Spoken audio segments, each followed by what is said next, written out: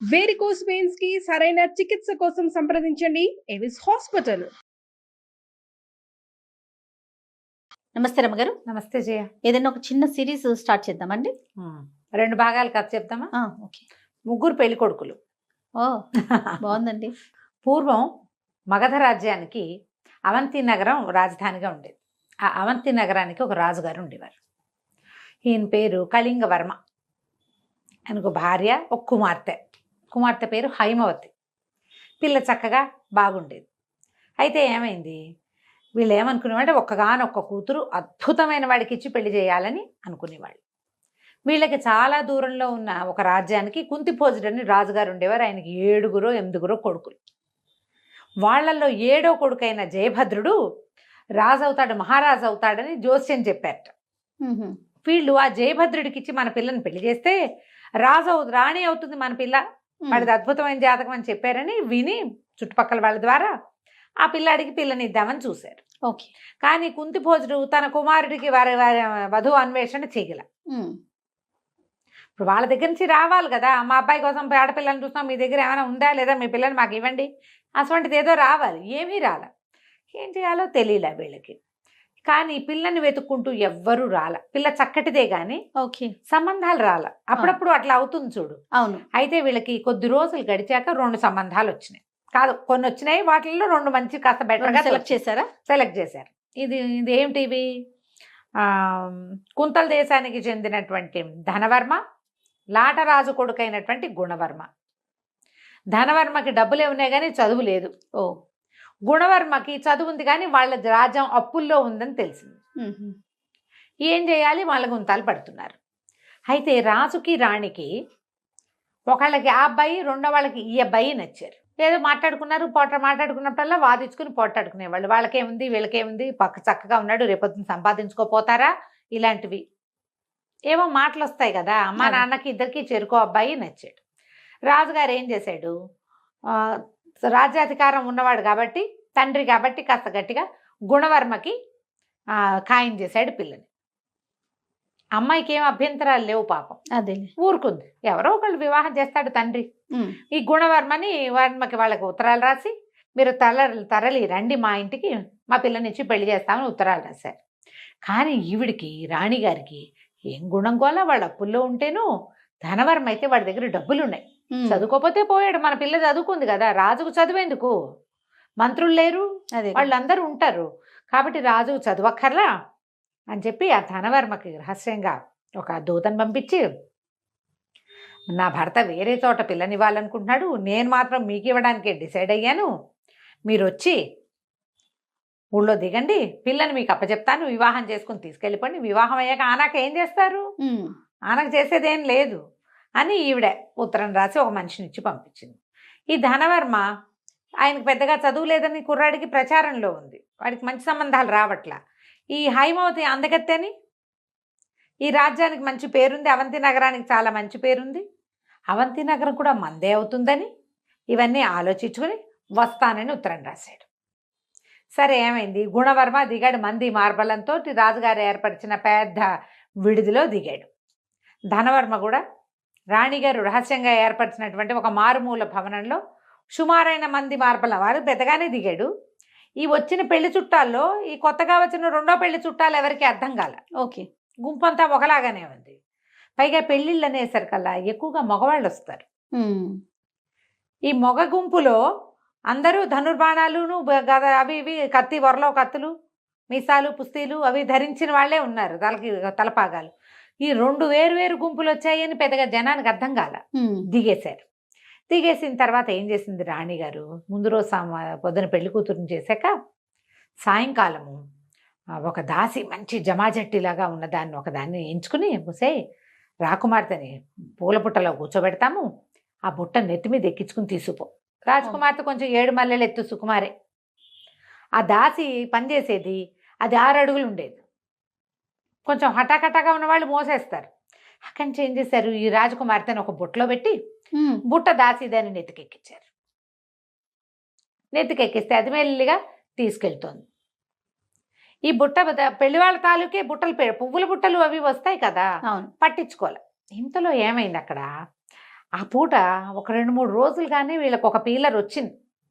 ఈ దొంగలు బాగా దోపిడీ దొంగలు తిరుగుతున్నారు ఊళ్ళో అని. ఓహో! ఇప్పుడు పెళ్లి సమూహాలు అవి వచ్చినప్పుడు ఈజీ దొంగతనాలు. ఎవరెవరో తెలీదు. అవునవును. వీళ్ళ మొహాలు వాళ్ళ మొహాలు ఒకళ్ళకొకళ్ళు తెలీదు. దాసదాసి గణం వస్తారు. ఆడవాళ్ళు పెళ్లికి తరలి వచ్చినా కూడా చిన్న సమూహం ఉంటుంది. ఈ సెక్యూరిటీ పెళ్లి వాళ్ళ పేరుతోటి వెళ్ళిపోయి వాళ్ళని బెదిరించి తీసేసుకోవచ్చు. దొంగలు చేరారు ఊళ్ళో. ఈ దాసి బుట్టలు పెట్టుకుని తీసుకెళ్తూ ఎక్కడైతే ధనవర్మ వాళ్ళు దిగి ఉన్నారో ఆ వైపుకి తీసుకెళ్ళటం మొదలుపెట్టి ఓకే. ముందుకెళ్ళేసరికల్లా అక్కడేదో చిన్న అగ్ని ప్రమాదం జరిగింది. ఆ రోడ్డులో తాటాకు పందిళ్ళేవో వేసున్నాయి. ఓ పందిరి అంటుకున్న సార్ అంతా హాహాకారాలు, గందరగోళం, అరుపులు, కేకలు. ఎవరెటు వెళ్తున్నారో అర్థం కాలేదు. ఇట్లాగే ఉంటుంది. అవును. పైగాను వీళ్ళు కొత్తగా ఆ ఊరికి వచ్చిన వాళ్ళు కదా, ఈ ధనవర్మ తాలూకు వాళ్ళు. ఇక్కడ పద్ధతులు ఏంటో తెలీదు. ఏ పక్కకైనా వెళ్తే ఏ సందులో మాయమైపోతామో తెలీదు, గుర్తు తెలియదు కదా. అవును. దాంతో కాళ్ళు పడదొక్కుంటూ వాళ్ళంతా హైరాన్గా తిరుగుతుంటే ఈ దాసి దానికి ఏం చేయాలో తెలియక బుట్ట అక్కడ దించేసి పరిగెత్తేసరికల్లా ఈ మొత్తం ఇది అగ్ని అంతా ఆరి కొంచెం కాస్త జనం సర్దుకునే సమయానికి నిజంగానే దొంగలు దిగారు. ఓ.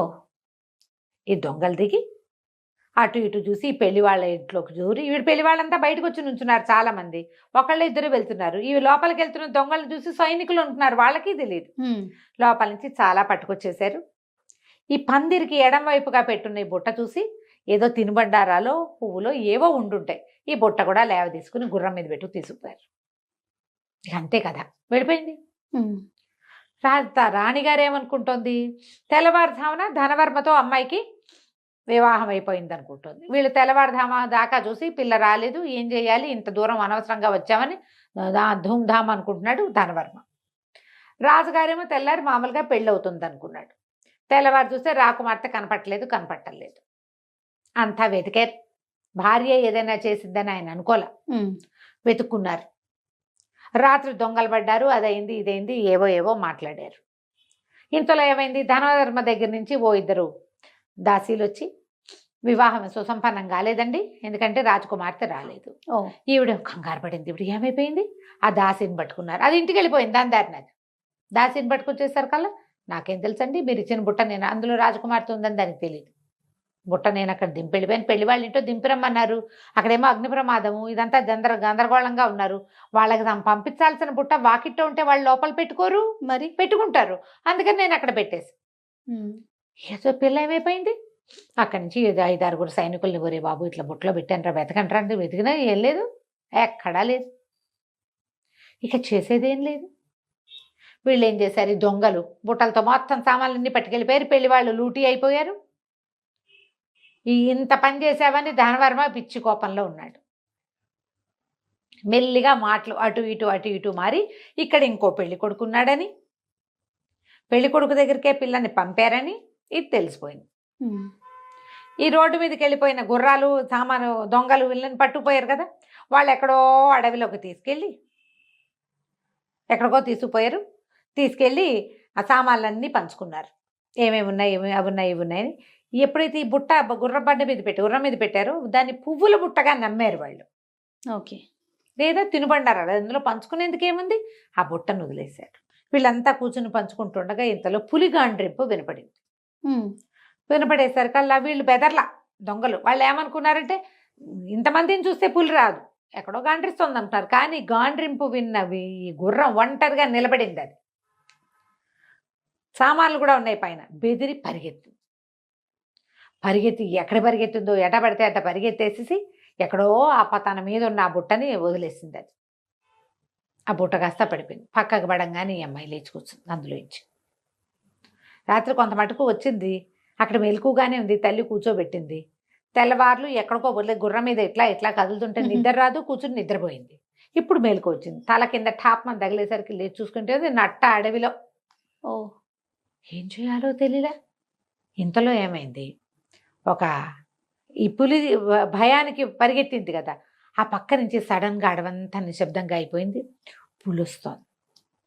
బెదిరి బిక్క చచ్చి నుంచి ఒక ఆటవికుడొకడు ఆ పక్క నుంచి వస్తూ, పులి కోసమే వస్తున్నాడో వాడు లేడి కోసం వస్తున్నాడో, 2 బాణాలు వేసి పులిని బెదిరించాడు. పులి కాస్త పారిపోయింది. అతని దగ్గరకు వచ్చి ఎవరమ్మాయి నువ్వు ఏమిటి అని అడిగాడు. అడిగితే అమ్మాయి బెబ్బా మమ్మే అంది. తనకి తెలీదు ఏం జరిగిందో.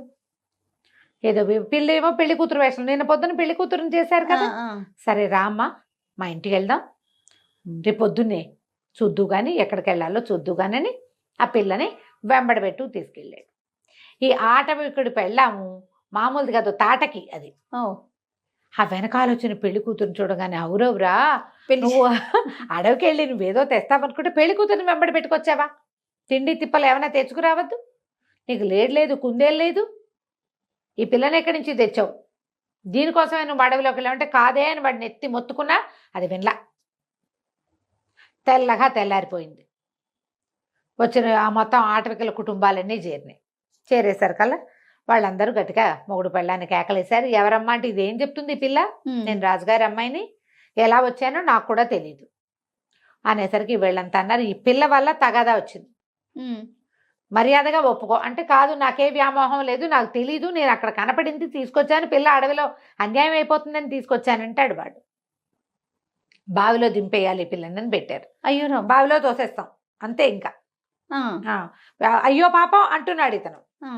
నువ్వు అయ్యో పాపం అన్నా అంటే నువ్వు వ్యామోహంతో తెచ్చానని ఒప్పుకో అనేసరికి కాదన్నాడు. అయితే సరే పిల్లని నూతులో దోసేస్తే గొడవ వదిలిపోతుంది అని చెప్పి ఆ పెళ్లి కూతురుగా ఉన్న ఈ పిల్లని వెంబడ పెట్టుకుని అడవిలో ఒక పాడుబడిన నూతులో తోసేశారు.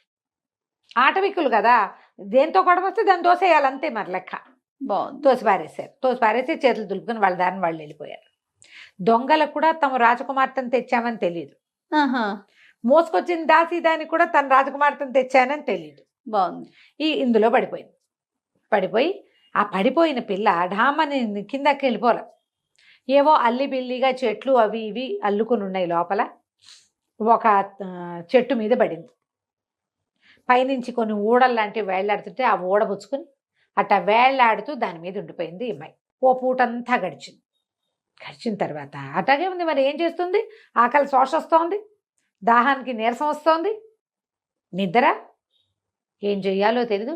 అట్లాగే వేళ్లాడుతూ ఉండి మెల్లిగా ఎప్పుడో ఒకసారి తలకాయ పేకిస్తే ఎవరో ఒక మొహం కిందకి చూస్తుంది. నూతులోకి చూస్తున్నారు ఎవరో, కేకలు పెట్టింది రక్షించండి అంటే. ఈసారి మళ్ళీ ఆటవికలు వచ్చి పైనుంచి ఇది ఇంకా చావలేదని 4 రాళ్ళు పైనుంచి పడేస్తే ఏమవ్వాలి? కానీ వచ్చింది ఆటవికుడు కాదు, వీడొక రాజకుమారుడు. ఓహో. అతను ఏం చేశాడు, గుర్రం ఏదో వేసుకొచ్చాడు, గుర్రపు కళ్ళేలకున్న తాడి వేసి ఆ పిల్లని పైకి లాగి కూర్చోబెట్టి ఎవరమ్మాయి ఏంటంటే వలవల పెళ్లి కూతురు వేషం, ఆ మొహం అంతా జుట్టు గిట్టు అంతా పోయి కాళ్ళ కాటికి అదంతా కరిగిపోయి లోపలికి పడేసరికి చిన్న పొన్న దెబ్బలు కూడా తగిలినాయి. ఆ అమ్మాయి ఏం చెప్పిందంటే, నేనేమో రాజుగారి అమ్మాయిని, మరి నిన్న నాకు పెళ్ళి, మా నాన్నేమో ఒక పెళ్లి కొడుకుని తెచ్చాడు, మా అమ్మ ఇంకో పెళ్లి కొడుకుని తీసుకొచ్చింది, వీళ్ళిద్దరూ కాదు 3వ పెళ్లి కొడుకు ఎవరో ఉన్నారు, ఆయన ఎవరో నాకు తెలీదు, నా పరిస్థితి ఏమో ఇలా అయింది, నేను ఇక్కడ పడిపోయాను, ఆటవికులేమో నన్ను ఇక్కడికి దోసేశారు అనేసరికల్లా అతను అన్నాడు, నువ్వెవరు అని అడిగింది. నా పేరు జయభద్రుడు అని చెప్పాడు. కుంతిభోజర మహారాజు కుమారుణ్ణి, నేను అడవిలోకి వచ్చాను, దారి తప్పిపోయా, మా సమూహం అంతా ఎటో వెళ్ళింది, మంచినీళ్ళు తాగుదామని నువ్వు దగ్గరకు వచ్చాను, వంగి చూశాక నాకు అర్థమైంది ఇది పాడుబడి నుయ్యి, ఇందులో నీళ్లు లేవు, పెద్దగా ఏం లేవని. సరే నేను నీకు సహాయం చేస్తాను, పద మనం మీ ఊరు వెళ్దామన్నాడు. సరే వాళ్ళ ఊరు వెళ్ళడానికి బయలుదేరారు. తర్వాత ఏమైందో మనం వచ్చే భాగంలో తెలుసుకుందాం. తప్పకుండా రమ్మ గారు. నమస్తే. నమస్తే.